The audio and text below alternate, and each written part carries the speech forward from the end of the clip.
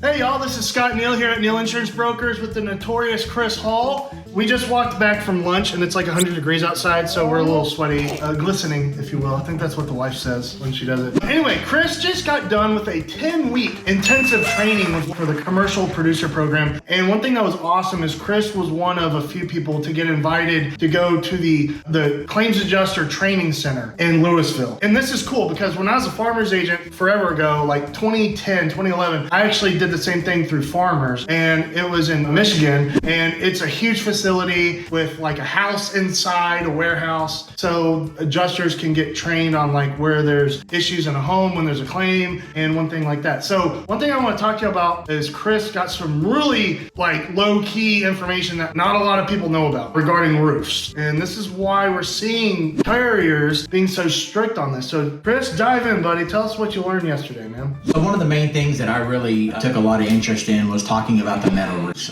We see a lot of carriers excluding metal roofs, not wanting to insure it. It's not insurable. We won't write it, etc. And I never have understood it because I'm like you. I've probably heard that metal roofs are better. They're going to last longer, this and that. So I actually asked the question yesterday when looking at the metal roof. I said, why are so many carriers not wanting the metal roof? Why are we excluding them? Y'all are excluding them. And I understand the cosmetic damage. It's stupid to go because it's metal. It's going to get a little ding. And I learned that certain dings are not going to be, just something to replace, but it's in a certain area. And then roofers are actually trying to get them replaced because a screw was tightened too tight. And so they try to claim that it was hail damage that caused that. And that's a common thing that they're seeing. So when they put the metal roof on, you're going to have a self-tapping screw that's going to have a little washer on it, like a seal on it, a rubber seal. And so when you go in and put that in, that seal is actually going to wear out in the heat. And so they require, through maintenance, every 5 years, those screws get replaced on a metal roof. So you have a roof that's like a standing seam roof or something like that, and there's this little rubber. Is it rubber or plastic? Yeah, it's like a rubber seal. Like a rubber seal, and in the fine print, people are finding out like,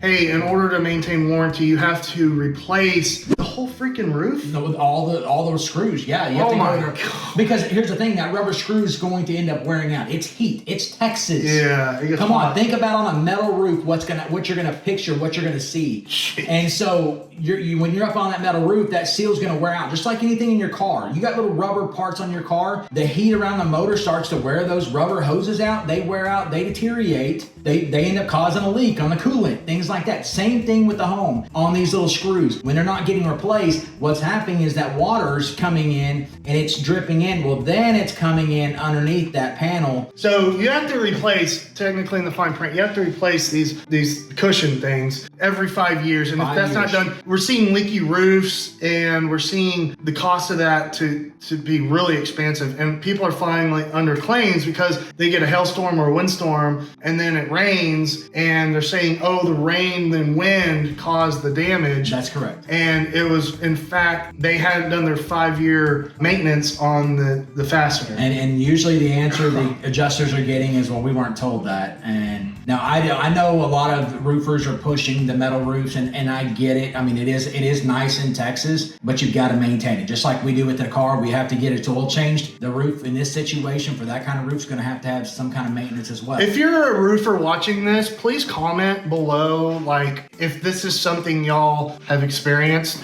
Again, Chris went to one of the nation's largest carriers, claims adjuster centers, and this is what they told him. This isn't something we Googled or found on, AI or whatever. This is actually from like a corporate Liberty Mutual advisor telling us this. Yeah, it's a common issue that they're running into, and basically they were trying to get the knowledge out there just because obviously if we can alleviate it, they don't mind paying for what they owe. When there's a claim, that they kept emphasizing on the auto side and on the home side. When there's a claim, we don't have a problem paying the claim, but we don't want to pay more than we should be paying. Especially if it's a maintenance issue. Especially when it's a maintenance issue, just like with a car. You have an issue on a car that's caused from maintenance, not necessarily from a wreck or something like that. That's not going to be covered. Same thing with this roof. And so that's something that you definitely need to be looking into. Yeah, that's insane. So I had to get Chris on the camera to explain that. So if you are interested in getting a metal roof, just know carriers hate it. They're excluding cosmetic damage, which means if the roof is still functional after hail hail impact and there's craters in your metal roof, even if you have a solid steel roof, that can still happen. Insurance companies are getting out of replacing that if it's still functional. Asphalt shingle roofs are different because those are living, breathing, tar and all that, and that can even then, some of them are starting. And even to- them are starting to do that. So the markets are opening up, guys, but we're still seeing restrictions on it because that's what's killing the insurance companies is these cosmetic damage claims. So hopefully y'all learned something. If y'all have any questions, reach out to Chris or myself, 682-237-7975. Thank you so much. And we'll be doing these little videos. Also, I have Chris Green, who's a big agent in the Carolinas. He's helping me with some marketing YouTube stuff. We're relaunching the Insurance Spot YouTube channel, and it's gonna be awesome. I'm doing some videos today, and basically we'll have those up next week. So thank you so much for your time, guys. Talk to you later. Thank y'all. See ya.